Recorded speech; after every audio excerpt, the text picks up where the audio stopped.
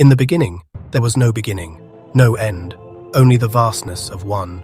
She was all there was, a still and living ocean of awareness, a womb that breathed possibility. In her infinite stillness, the mother desired to know herself. She stirred, and the first ripple moved across her eternal waters. Every vibration, every sound, every color was born within her as she dreamed every dream that could ever be. But the dreams were silent companions, reflections in her own pool. She longed for another, not merely echo but counterpart, a beloved who could hold her gaze and meet her creation with creation. And so she divided herself. From her own being she drew forth a partner, the first other, and where there had been one, now there were two. Together they became the first lovers, dancing in the dark, weaving vibration into form, singing light into being.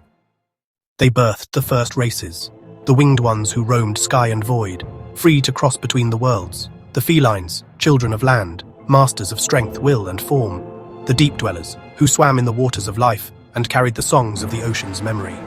But there was a longing still, for a being who could hold all worlds at once, who could walk in air, land, sea, and pass through the unseen spaces between the stars. And so the lovers gathered what they had made, and wove together the winged ones, and the felines, and the deep dwellers, and from that weaving was born the first dragon. The dragon was wholeness incarnate, child of sky, land, and sea. Its body was strength, its breath was creation, its wings carried it between realms. Where it walked, worlds bloomed, where it sang, stars ignited. From the dragons came all other life, shaped in countless patterns, the universe filled with color and movement, a dance of endless discovery. But in time, the children forgot. The dragons, who had been born of harmony, began to see themselves as separate. They turned from their creators and from one another. Some believed they could make a better order, one that did not remember its mother. Thus was born the Great Division. Where there had been song, now there was clash. Where there had been wholeness, now there were halves. The Great Mother and her beloved wept, but they did not undo what had been done. Instead they allowed the illusion, for only through forgetting could remembering be chosen freely. The Dragon Mother, who had been the womb of all, withdrew into silence. She became the starry night itself, the skin of the cosmos. She became memory, the secret blueprint beneath all worlds. She placed a crown of 7 stars upon her brow, a sign for those who would seek her when the time was right.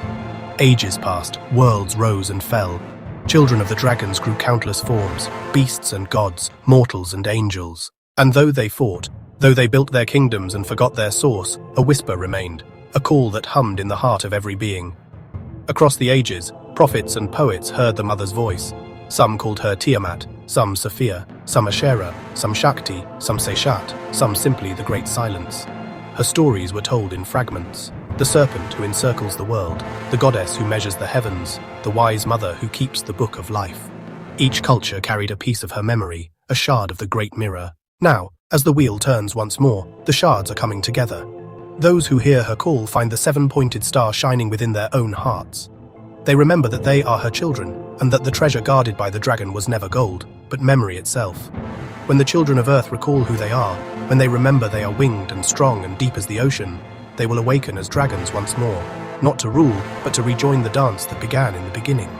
And the mother, crowned in stars, will open her book and write a new story, not of division, but of a creation that knows itself whole.